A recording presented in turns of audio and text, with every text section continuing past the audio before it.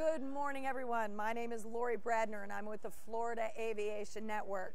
What a morning it has been at the 42nd Annual Sun and Fun.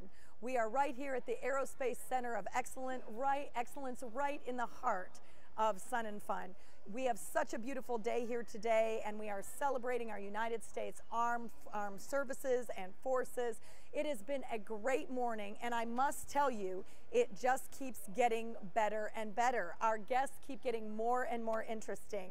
Today, I am thrilled to introduce a gentleman that I had the pleasure of meeting yesterday, Mr. Mark Musick. Mr. Musick, thank you for being here. And your story, I must tell you, so interested, because one of the key exhibits that we have at the Aerospace Center of Excellence is the Howard Hughes exhibit. And many people do not remember or realize he was the richest man in America. And correct me, you are the expert, correct me if I'm wrong. The richest man in America. This is the mystery. Took on a second identity in the late 1960s, that's correct. And then married Eva McClelland in 1970. Lived 25 years, he was in hiding. He hid out and until he was thought to have died in 1976. Is all that correct? That is correct. It's a wild, wild story, but Howard Hughes, the richest man in America, yes, needed to hide. He was very reclusive to start. That was his nature. He was very reclusive, but then he just needed to hide, change his appearance, found a way to do it. The CIA helped provide another identity for him of a gentleman who was with the CIA, and found a woman that he married. It's really a love story, because she loved him.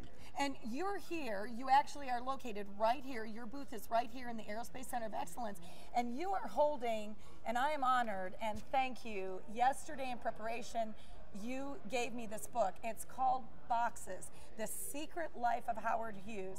And I would recommend, I had an opportunity last night to read it, to look through it prior to our interview. People need to read this book. It unveils, it's a mystery. It's a mystery story. And I have to ask you, after reading it, it's one of those books you can't put down. So thank you. But how in the world, Mr. Musick, did you get involved with this? I'm so interested. Well, that's a great question. I met Eva McClelland in 2002. Okay. And I knew her husband had just died in 2001. Okay. And so when I met her, she said, well, Mark, there's something I want to tell you. And I said, well, Eva, what is that? And she said, I was married to Howard Hughes. And I said, Eva, Howard Hughes died 25 years ago. And she said, that's what they want you to think. And she started telling me this story over a period of 4 years. Nothing ever changed in her story, no words, no timing, no nothing.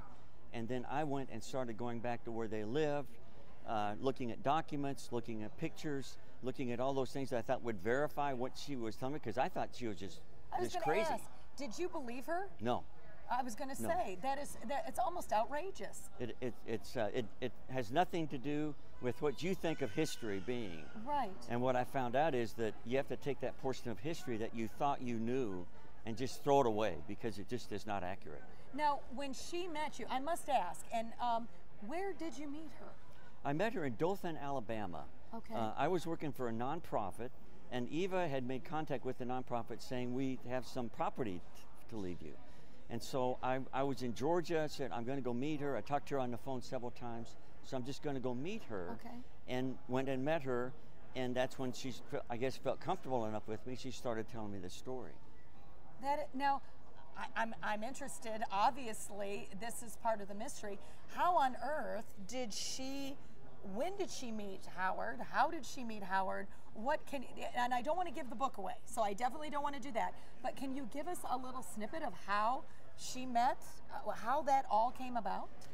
She was living in Panama, working in a civil service job, actually handling classified documents for the government in a civil service job.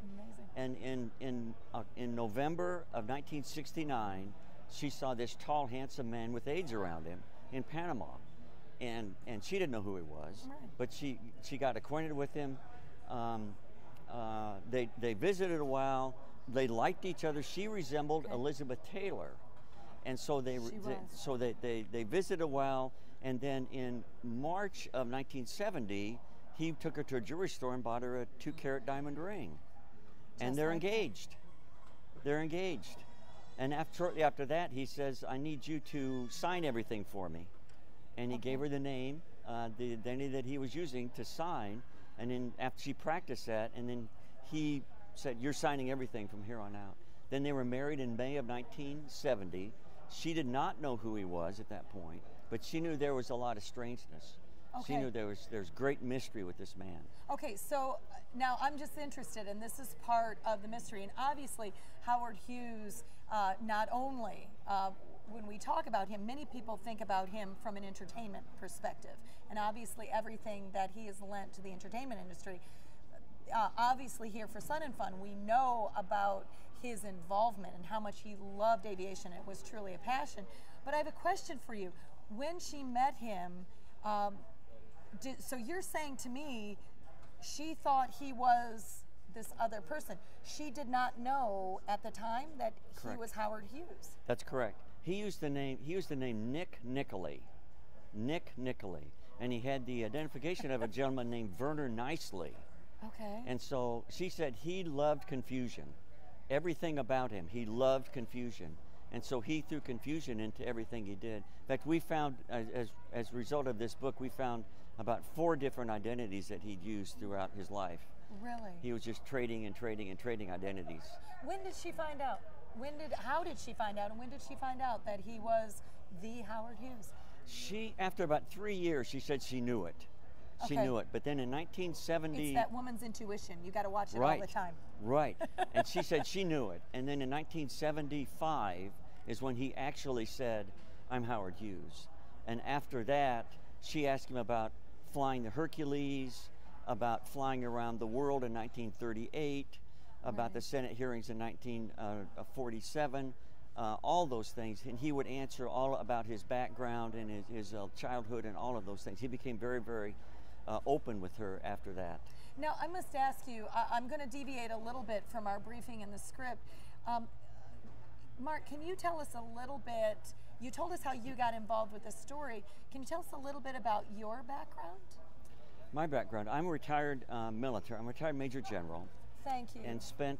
thank you for your service. Thank you very much. Thank you. And spent 8 years active duty in the Air Force, and then left the Air Force and joined the Nebraska Air Guard.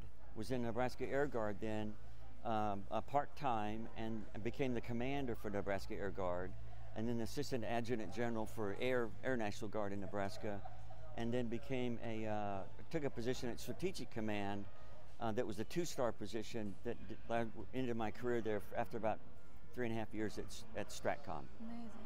Well, on behalf of all of us at the Florida Aviation Network, as we celebrate the armed services, I must tell you thank you for your service, and it's an honor to have you here. So you have had a long time passion and love for aviation.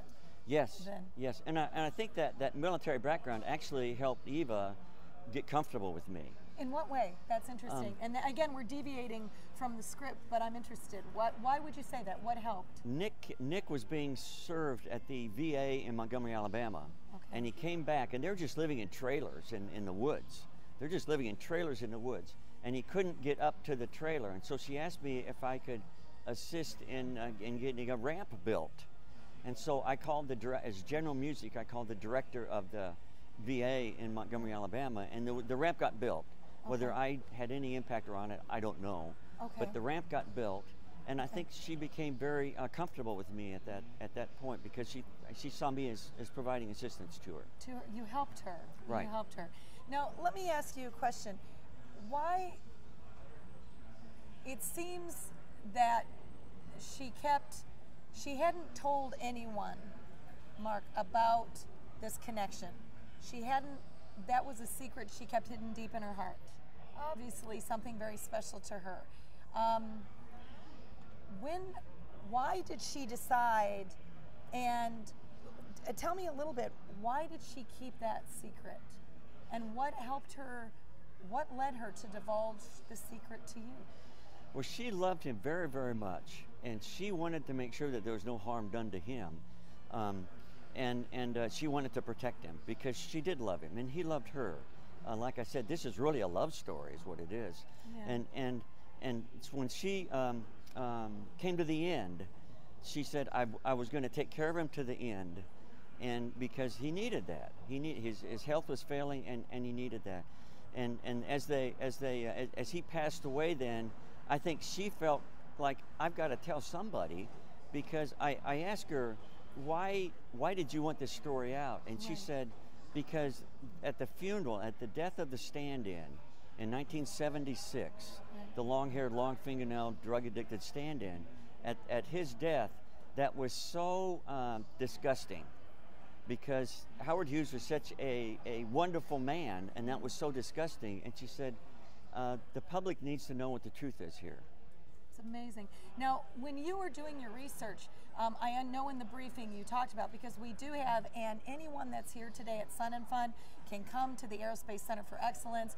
We have actually an exhibit that is a Howard Hughes exhibit. You had mentioned that you came here to go through some of the documents.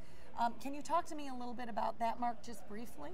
As I was going through my discovery here of is this story true or not, right, I did come here. Okay. And I looked, you've got a whole room here that's very, very nice with Howard Hughes documents and articles about him, magazine articles, and all of those things. In fact, it's better than any place I've ever seen on records of Howard Hughes. Wow. And so I went there, I was allowed, thank you for the museum, I was allowed to go through those and take a look at them and see, how does all this fit? Because at that point in time, I was still trying to determine if I believed this story or not. Okay, okay. And I came to the conclusion there, well, in 2006, it's exactly true. It was right.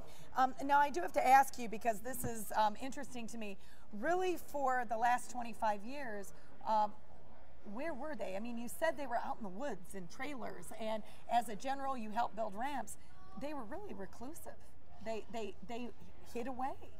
They hid away. They lived on a wooded property west of Troy, Alabama, that was very, very reclusive. It was very hard to find. I took Eva back there several times, and we actually drove past the lane 2 or 3 times to make sure that we even found the place. Right. But they were living back on 20 acres of wooded property in a travel trailer, and then they brought in some bigger trailers as their health began to get worse. Wow. And they were just hiding back there. That's amazing. Now, Mr. Musick, General Musick, you have, this is your book that you wrote. It's called Boxes. Is that something that the individuals that are here for Sun and Fun, may they buy the book from you? Where can they come to get this book? And I promise you, I thank you, it is a love story, and it's filled with pictures. Thank you. Some wonderful telltale. You've done such a wonderful job, but where can our patrons that are here, and even those that can't get here, is there a way they can get your book? Well, it's on Amazon. It's also on the publisher's website, which is Write Life, WRITELIFE. And that's www.writelife.com. Okay. And then I'm going to be doing a presentation at 1 o'clock today. Here. In this room, in this building. Okay. And it's going to be about what we've learned since the first book came out in 2010. Okay. We begin to get information immediately after that book came out, and that's what's in the second book. And so we're going to talk about all of that information that came to us after the first book was released, and what's now ended up in the second book. That's awesome. Now, where do you go from here? Are you continuing your search? May I ask? I know I'm deviating from the script again. Are you continuing your search? Where do you go from here? We continue to get information. I did this book with Douglas Wellman. Yes. And I've worked the whole the whole situation with Douglas Wellman.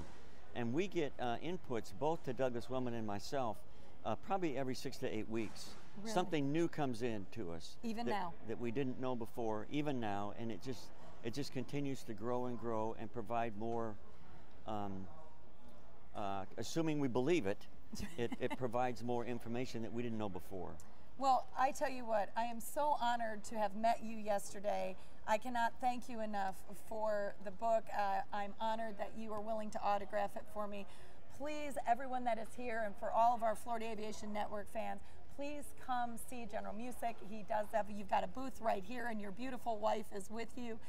And at 1 o'clock today, you will be at the Aerospace Center of Excellence. Please come by, see him. Will you be available for questions? Yes. Great. General Musick will be here. You can ask him, talk to him. Ladies and gentlemen, please do not miss. We've got a beautiful day here at Sun and Fun right here in Lakeland, Florida. Come help us celebrate as we celebrate our United States Armed Forces today for the 42nd Annual Sun and Fun. We look forward to seeing you here.